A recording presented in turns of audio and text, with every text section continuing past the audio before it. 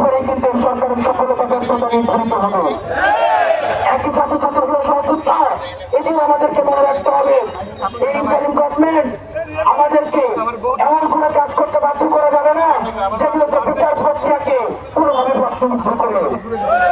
একই সাথে আমাদের এটিও নিশ্চিত করতে হবে যাতে করে বিচারিক যতগুলো মানদণ্ড রয়েছে এই বিচারক মানদণ্ডগুলি নিশ্চিত করে আমাদের এই বিডিআর হত্যাকাণ্ডের যে ভাইয়েরা যারা ভিক্টিম হয়েছে সেই ফ্যামিলিগুলো যেন ইনসাফ পায়, সেই ফ্যামিলিগুলোর মধ্যে যেন ইনসাফ প্রতিষ্ঠিত হয়।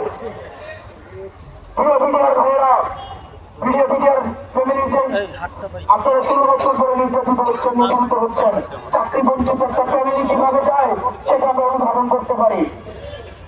কিন্তু আমরা যদি বিচার প্রক্রিয়াকে ইন্টারন্যাশনাল না নিশ্চিত না করে, আমরা যদি অত্যন্ত তড়িঘড়ি করে এই বিচারটি করার জন্য ইন্টারিম গভর্নমেন্টকে বাধ্য করি, আমরা যদি এই ধরনের কর্মসূচি দেই তাহলে সেটিকে নিয়ে আবার পরবর্তীতে আবার প্রশ্ন উঠতে পারে। আমরা চাই এই ইন্টারিম গভর্নমেন্ট হচ্ছে এই বিচার হত্যাকাণ্ডের পূর্ণাঙ্গ সমাধান করুন।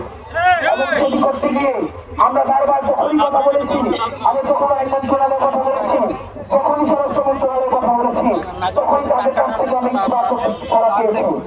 অতীতের ফ্যাসিস্ট আচরণ আমরা এই সরকার থেকে এখনো পাই নাই। আপনারা কেউ বলতে পারবেন না এখন পর্যন্ত ঢাকা শহরে 160টি আন্দোলন হয়েছে, কোন সরকার কিন্তু এখনো পর্যন্ত বলতে পারবে না এই আন্দোলনকে আগে থেকে কোনো বাধা দিয়েছে।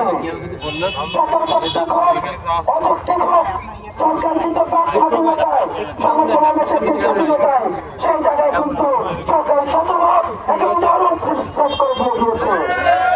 কিন্তু আমরা চাই না বিডিআর হত্যাকাণ্ডের বিচারের যে আন্দোলনটি রয়েছে, আপনাদের যে ন্যায্য দাবিটি রয়েছে, এই দাবিটি কোনোভাবে এখানে কোনোভাবেই আপনাদেরকে ভিন্ন খাতে পরিচালিত করা হয়।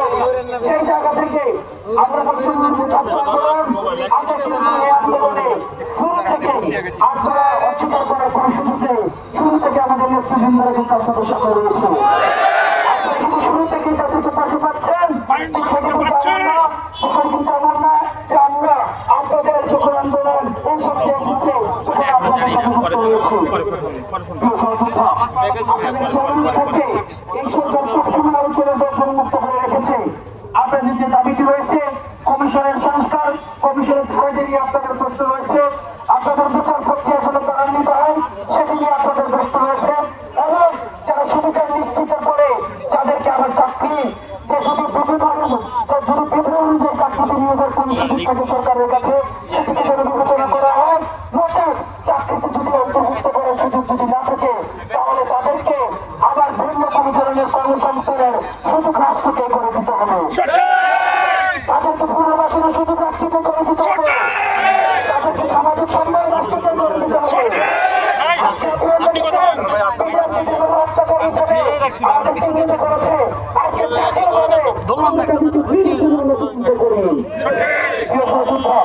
সেই জায়গা থেকে আমরা আপনাদেরকে নিশ্চয়তা দিচ্ছি এই সরকার যেহেতু তার উন্নত রেখেছে, চর্চা উন্নত রেখেছে, সেই জায়গা থেকে আমরা সরকার আপনাদের কাছে অনুরোধ থাকবে অন্তত প্রত্যেক 15 দিন পর আপনারা একটা প্রতিনিধি দল আমাদের যিনি আইন মন্ত্রণালয়ের দায়িত্ব রয়েছেন, স্বরাষ্ট্র মন্ত্রণালয়ের দায়িত্ব রয়েছেন, আপনারা তাদের সাথে বসুন, কথা বলুন। আমরা এই সপ্তাহের মধ্যে আমরা এই আইন মন্ত্রণালয়ের পরামর্শে এবং স্বরাষ্ট্র মন্ত্রণালয়ের যেহেতু এই বিষয়ে যুক্ত, আমরা তাদের পরামর্শে এই সপ্তাহের মধ্যে আমরা দায়িত্ব নিচ্ছি যে আমরা তাদের সাথে, আমরা তাদের অনুমতি ক্রমে আপনাদের প্রতিনিধির সাথে একটা মিটিং আমরা নিজেরা সেখানে অংশগ্রহণ করবো।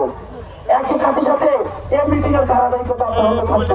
আমরা একটা মিটিং করলাম, তারপরে চলে গেলাম, আমাদের কিন্তু আবার পত্রিকা দেখে আমাদের একটু খবর নিতে হবে সেইটা না, বরং আমাদেরকে অন্তত 15 দিন পর পর আমাদের এই মিটিং এর ধারাবাহিকতা অব্যাহত থাকবে এবং কি হচ্ছে না হচ্ছে সেটা আমাদেরকে সরাসরি আমাদের ফিডব্যাক দিতে হবে।